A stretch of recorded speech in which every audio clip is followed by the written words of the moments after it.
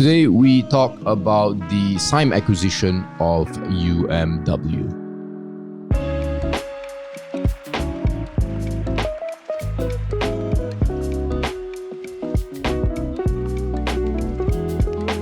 We do own some shares mentioned on the slides.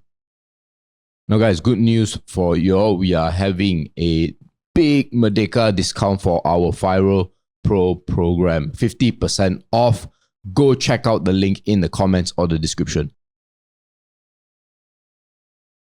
Alright, so Sime Darby is planning to acquire UMW, and as we can see, there's a share price moving up already before the announcement. No surprise. Obviously, there'll be some people who would get some of this leaked information first, so that's why they got in earlier.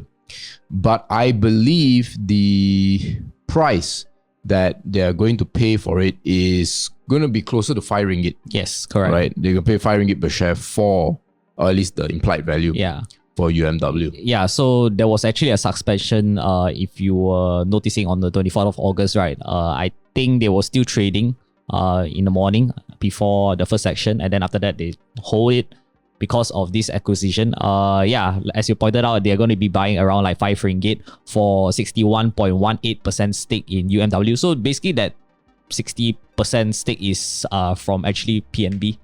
So it is just PNB selling their stake in UMW to Sime Darby.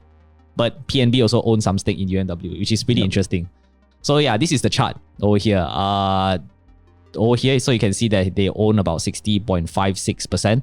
And then this stake will be sold to Sime Darby at 5 ringgit. And so this is actually the entire chart for you to show who owns Perodua or Perusahaan Otomobil Kedua Sdn Berhad. And the reason for this acquisition between Sime Darby to buy UMW is also something to do with Perodua actually. Yeah, but so we go to the first reason first. The first reason is actually they want to create a bigger automotive group. Just to spearhead the development of EV in Malaysia.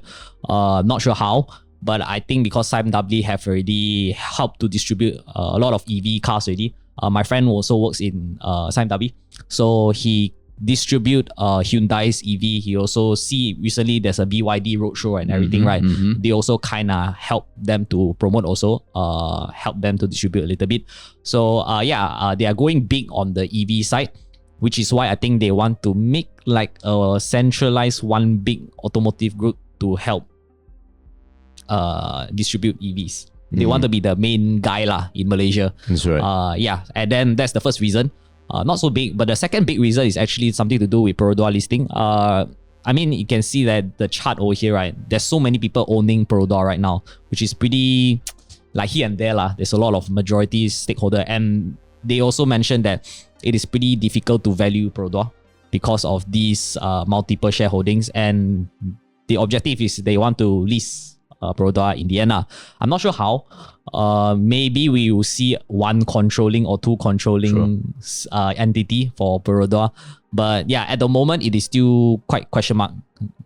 I don't know how they're going to like consolidate everything into one that owns a Perodua. I believe also last time the Japanese Daihatsu and also Mitsui, when UMW wanted to buy MBMR stake, right?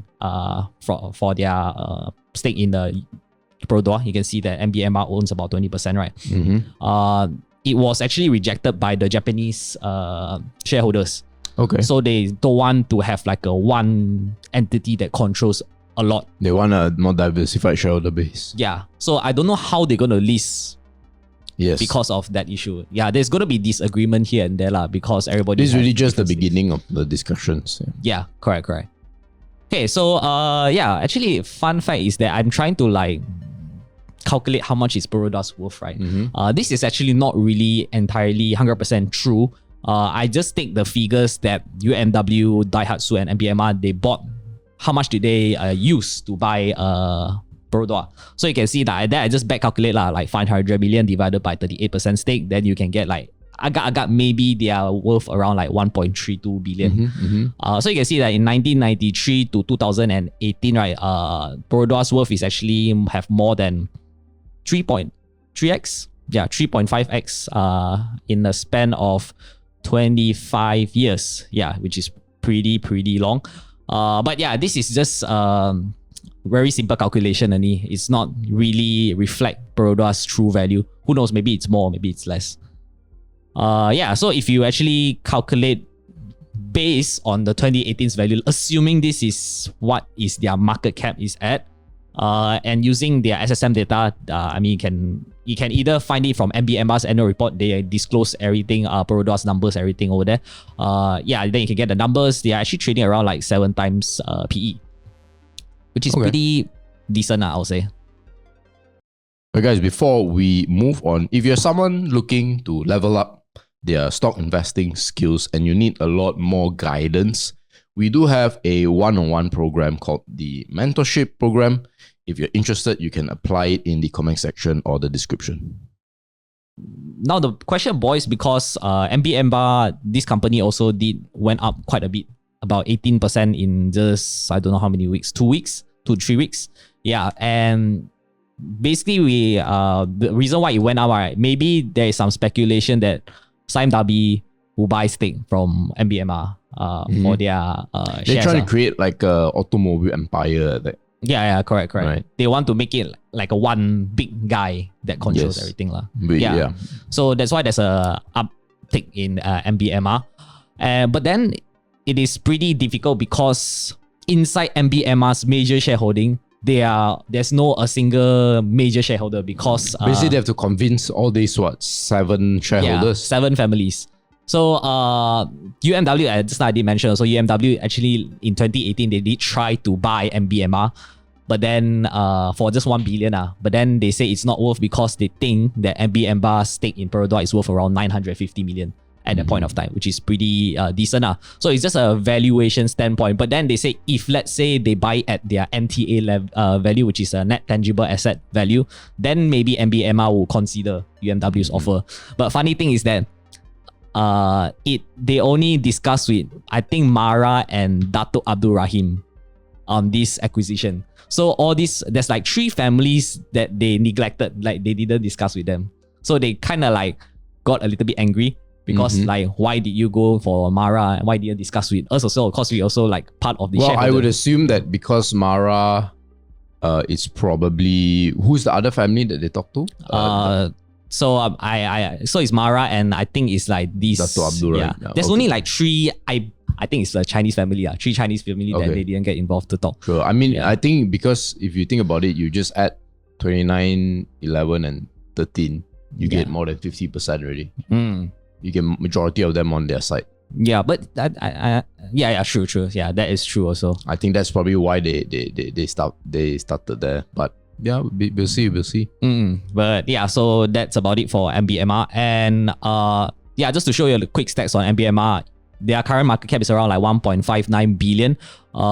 This is the 20% stake worth for their Perodua. I just back calculate only from their 2018's number. So it's around like 1.04 billion, but their NTA is about 2 billion. The key thing is that's why you put the inverted commas there. Yeah. Because these are private market valuations. Correct. And it's not really their true value because it could be more or less. Yeah. I mean, the news also pointed out that it's pretty difficult to value a Perodua at the moment.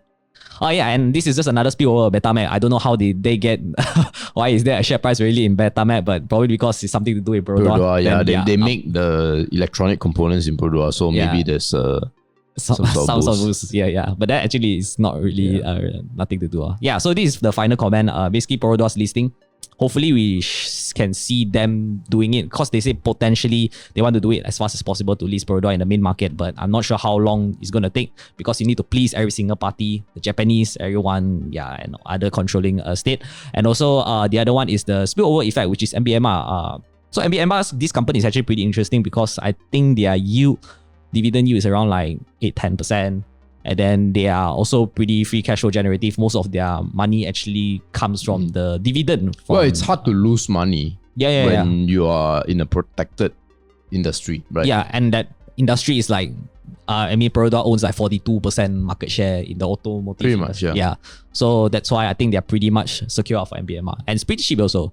But then the major thing is that the shareholder, the major shareholder, they are pretty uptight with their holding. They don't want to like share their stake or sell their stake at the moment. Yes. Yeah. So yeah, any comments? I think it's complicated. I would say my view is neutral. I don't know whether it's going to be better. Maybe better for some people, but I also don't think that it's going to be like bad or anything. These are pretty high quality assets, right? That Sime is acquiring, and potentially MBMR.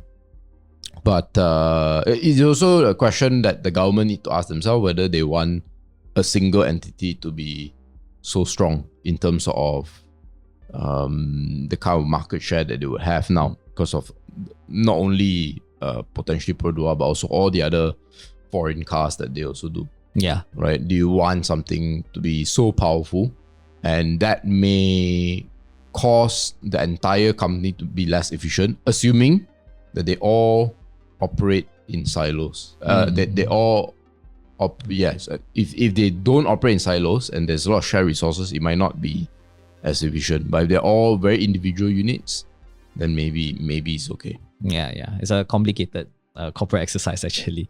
But yeah, before you guys go, this is the this is our FIRL performance. Pro update down a little bit this month for August. Mostly because of most of the market, right? Of course, driven by stock A, right? Yeah. Stock A fell down by 25%, I believe. So yeah, guys, if you are interested in using a program that allows you to shortcut finding, potentially quality investments, without having to do too much research, right? Where we do the research for you and we speed things up for you by 90%, do check out our FIRL Pro. Also, as a reminder, we have a 50% discount. It will end at Merdeka, and the key thing is that it's only for 10 people. Yeah. Right? Maximum 10 people. We already have 2 gone by this recording. So by the time you watch this, it might be more than 2. So hurry up, and hopefully to see you in the program. Hopefully I can. And if you want to check out free sample, you can always go to the comment section or the description to see it. Guys, thanks for staying all the way until the end. Hope to see you in the next video.